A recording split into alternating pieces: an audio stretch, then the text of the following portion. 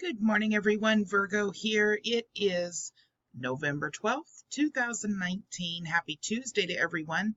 And I hope everybody had a wonderful Veterans Day. So there's some things that I need to warn you guys about that just came out at the end of last week with regards to scam busters. Now, you guys know that I do this quite frequently when I get some important scams that are going around online, to warn you just about general scams, not just ones that have to do with the movements that we look at here on the Virgo Triad channel, but ones that everybody needs to look out for. And here are some that have popped up over the last week that are pretty serious.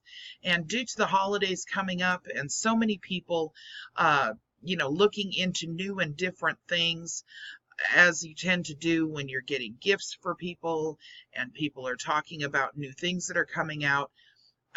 These are things that I think you need to be very cautious when dealing with, or if you see any of these things, potentially steer away from them. So this is going to be kind of our holiday watch out for online scams. All right, so chat rooms, fake customer reps, and phony surveys that steal your information is what the title of this is. If you remember back in the 90s, the chat rooms that were all over the web, there's still a lot of chat rooms, of course. At one time, they were all the rage, online meeting places where users with similar interests could virtually gather to ask questions and discuss topics. Back in the 90s, more than half or all teenagers and a quarter of adults were regular users. You don't hear so much about them these days, and the number of users has plummeted, with other social media becoming preferred forums. But for certain interests like dating, very specialist interests, and adult type issues, they're still flourishing. And so is targeting these particular groups for scams and other crimes. A favorite trick is to include links in the posting claiming they'll connect you with relevant photos or videos relating to the chat room topic. In this case, however, clicking the links downloads malware onto your computer system. One increasingly common trick most recently found on dating sites uploads pornography onto the victim's computer or phone. Then the scammer poses as someone from law enforcement and demands payment of a fine, stating that pornography has been detected on their device.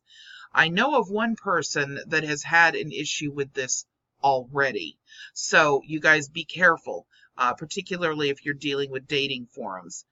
Even if they realize it's a scam, some victims may be reluctant to report it to the police for fear of being accused of downloading porn. However, police can easily detect the source of such downloads, proving that the victim was not involved.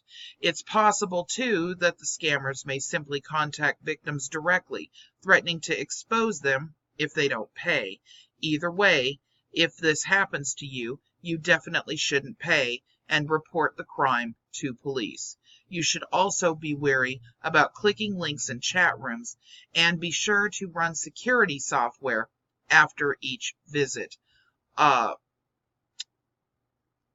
of the things that I want to warn you guys about that I heard about very recently were scams for animals. So puppy scams, kitten scams. Another area that they like to put these links that will download malware into your system are photos of dogs and cats that are for sale or for adoption. All right, here's another one. This one's real important for the holidays, and that is the phony Amazon reps. And would you be wary if you received a telephone call or a link from a customer service rep who says he or she is from online retailing giant Amazon? Well, it'd be very unusual for Amazon to make an unsolicited call, though they will often call you if you ask them to. But posing as an Amazon rep is just one of the many effective tricks that scammers have been using to try to get hold of sign-on information and other account details. If they tell you there's a problem with the account, you might be inclined to believe them. since most of us do buy something from Amazon and occasionally encounter blips. But if this rep then asks for your username and password, you can be 100% sure it's a phishing scam, because Amazon will never ask you for your password. What the crook is after is not only the ability to buy stuff on your dollar, but also to get a hold of other useful information, such as the 3-digit code that's on the back of your credit card or debit card. Sometimes the scammers realize you wouldn't be so naive as to give out your password so easily, so instead they say they'll email you a link to the secure sign-on area where you can verify your information. And that's even worse, because now victims who visit these fake Amazon-looking sites will not only have to disclose their sign-on information, but also their full credit card information and other personal details. If anyone calls you claiming to be from Amazon, chances are high that it's a scam. Even if you think it might be genuine, don't follow any of the email links that they offer. Instead, go to Amazon.com and sign in there in order to check your account. And Amazon also provides a very detailed guidance on how to check if an email, web page, or anything else that you may receive is genuine. So that link will be in the description. All right, here we go with the fake airline survey. Now, some people may have already encountered this. This is getting pretty big out there. Another clever phishing trick comes in the guise of a request for you to take a survey about recent air travel, or it may pretend to be a change notification for a flight you recently booked. It looks like it comes from a well-known airline. We've seen several, including Delta and American. And if that happens to coincide with an airline you recently used, it'd be easy to think that it's genuine. Once again, there's a clickable link that takes you to a fake sign-on page, but in some cases, there's also an extra sneaky trick. When you try to click on a link, nothing happens. Then you spot a message saying if you're having difficulty, you can view the message online by clicking another link. This is particularly clever because we're used to seeing links just like these that are on genuine messages. Furthermore, we're also accustomed to getting survey requests from people who've done business with people we've done business with that don't actually use the firm's regular address. It may, for instance, use the name of the survey company. So there are a number of reasons why this scam might be convincing, but remember this: a survey company will never ask you for your sign-on details. And if the message seems to come from the airline, check it independently by keying in the airline's internet address and check your account there, or use the airline's smartphone app. We have an alert of the week coming from Scam Busters that I think is important. It has to do with Amazon again.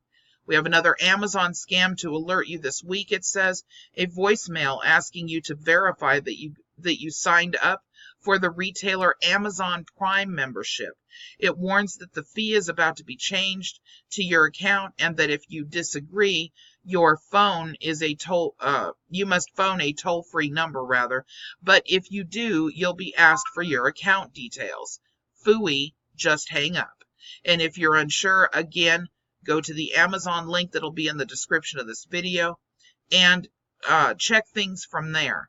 Time to close out, it says today, but we'll be back next week with another issue. See you then. And I'll be reporting that because these holiday ones are extremely important.